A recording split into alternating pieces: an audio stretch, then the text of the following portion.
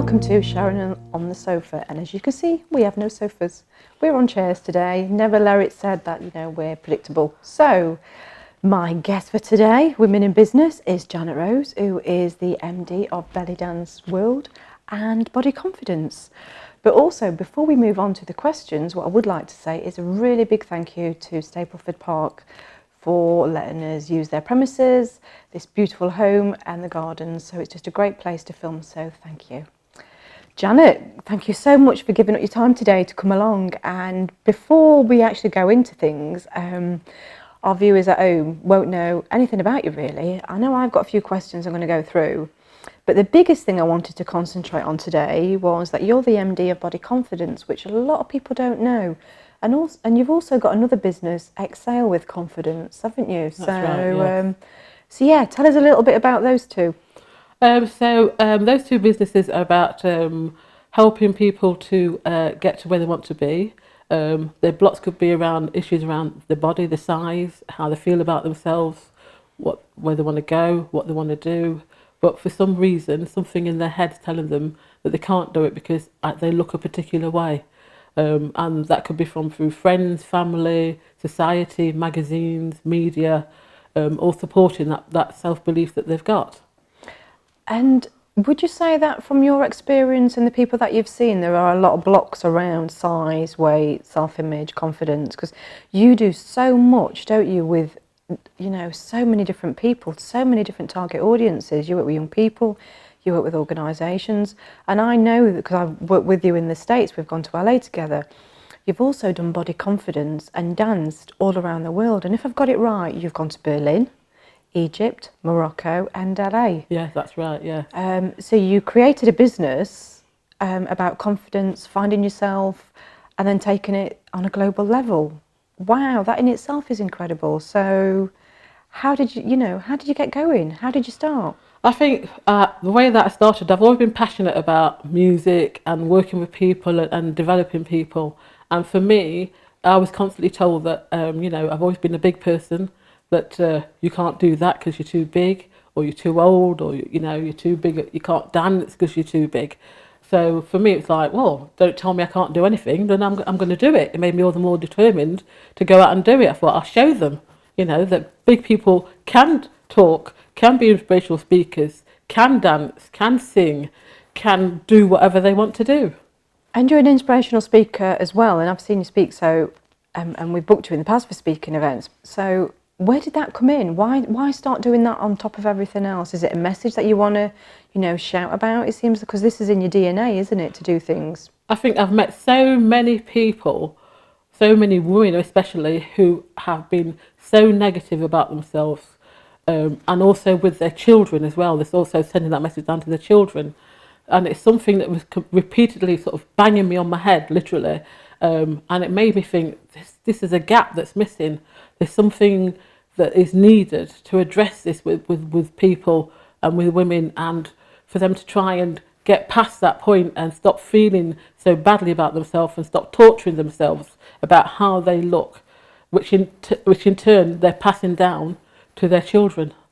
So in a way, what you're doing is kind of breaking barriers and breaking down old habits in a way. Because do you feel that we live in a world where there's this push to be perfect? Absolutely.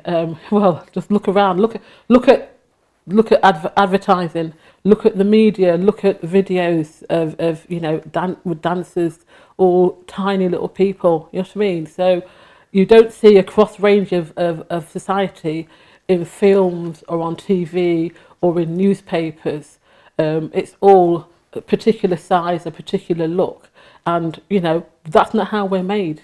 I look at myself, I'm not made that way. This is the size I am, and I look around other women, and the petite, some are petite, some are medium, some are big, some are bigger, but everybody's saying, I don't like this, I don't like that bit, I want to be taller, I want longer legs, I want a bigger bust, I want a tinier waist. It's always about being negative about themselves, not being positive.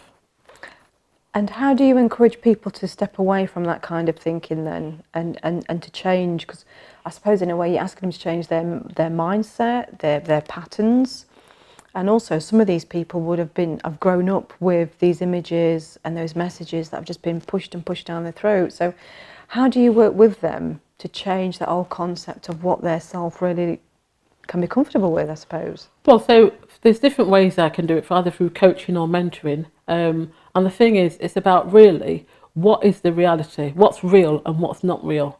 So you may have been told by somebody that, you know, you're fat, ugly and whatever, you know what I mean, all of your life. But is that true? You know what I mean? Other people around you saying, oh yeah, you are lovely, you are attractive, but you don't hear that. You're still hearing this person from the past saying you're fat and ugly and nobody wants you. And it's about looking at what the reality is and what you know the past keeps telling you, and being in this moment, not in the past. And you've been in this moment and in this business now. How long have you been self-employed? Oh gosh, about 12 years I think now. I've lost count. Yeah, long time. Yeah. Yes. Yeah. And in those 12 years, what would you say has been crucial to your success? What has been your drive? What has been the focus for you? So my drive is about helping people. I have a passion to work with people and go through the highs and lows in their life, because I know what I've been through, and I want to share that and take that forward and pass it on, really, because I've done all sorts of things that I thought I would never even have dreamt about doing, to be quite honest. And that was through determination and being quite focused on what I wanted to do and where I wanted to be, and not listening to what people said to me. Like, you know, I was told, you can't do that, you know, you're not clever enough, or you know, you're too big, you know what I mean?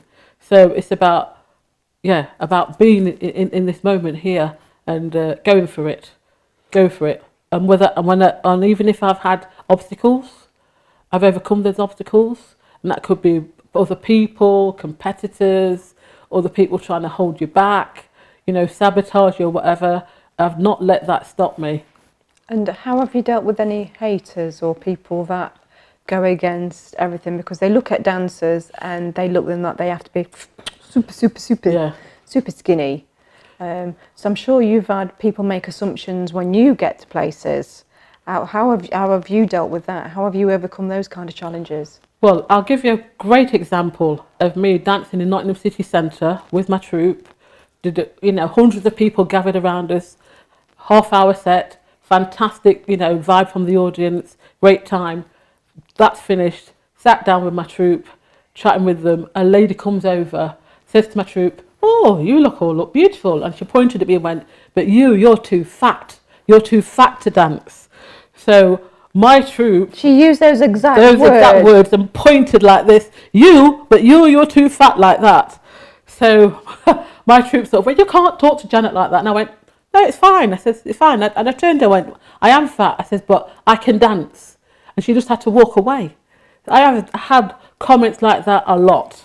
People come over especially to come and tell me how fat I am, yeah, like I haven't noticed, you know what I mean? And that I shouldn't be dancing, or you're so big, but how do you move like that?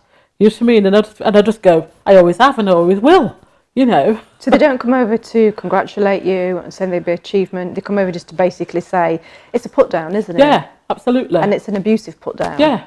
Yes, definitely.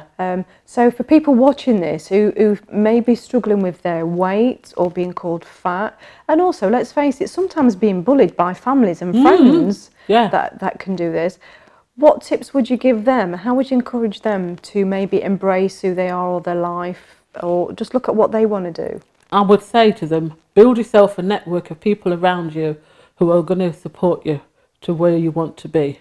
Have a positive group of friends, who are going to be there, or one or two crucial friends, and really listen to what they're saying and take on board what they say, those positive things. Don't throw the negative stuff away, like most people tend to do. Oh no, they don't mean it. They're just making it up. Believe it, Take it on board and think, actually, I do look nice today. Yeah, I am. I feel good about myself, and go out there with a different mindset. So in a way, dance like no one is watching. Yeah, absolutely. Yeah. Live your life the way you want to live your life. Grab it, as I say. Grab it and go out there and do it. And you do so much, because also, we've not talked about, you're a business enterprise mentor and coach. as well. So doing that on top of everything else, where do you get time for you? Where's your pause downtime? Where do you recharge? How do you recharge? What do you do? My recharging, I started drumming about 2 years ago, something I wanted to do for a long time. So I've taken up drumming as a hobby, and I've recently taken up singing. Yeah, I've sort of, you know, that's my new thing at the moment, to sing, because I've always sang in the bath and sang at home. So yeah, and I like to just chill out and watch films and, you know, eat food, enjoy food. Yeah. And what tips would you give to other women who maybe want to start their business? Because we've got International Women's Week coming in March. What tips would you give to other women that are maybe considering or a bit doubtful, but just maybe want to think, well, what can I do? So I would say, what's your passion? What is it you feel passionate about? Because I know the thing that started me was that I met somebody and who encouraged me, and that's yourself, to do dancing. And I had serious doubts about it, but having that little push to say, of course you can do it, was a great big help to me, because I was very passionate about dancing. So find out what your passionate is. Look at how viable that is to become a business. Can you make a living out of it? Can you work part-time and then build your business up until eventually you go full-time, like what I did? You know what I mean? Get a good support network around you. You know, do a lot of networking. You know, with other women. You know, can you exchange skills? Is it something you can offer them and they can offer you? You know what I mean? There's lots of things you can do. You know, but go out there, find your passion is what I say first of all. I think find your passion, and thank you for that compliment and that drive. But I've got to say, it all comes down to you. You know, I feel very proud that 12 years in business, you're still going. Not only are you still going, you're growing. You've got other countries that you're going to go and visit and other things that you're going to do, and you never stand still. So you've been an inspiration today to me, and I'm sure to all our viewers. So what I would say is, first of all, Janet, thanks so much for your time and the energy today. And to our viewers, you know, dance like no one's watching. Embrace life, get hold of it, find your passion, let go of the bullies and move on with your life, because life is too short to stand still. Thanks for today.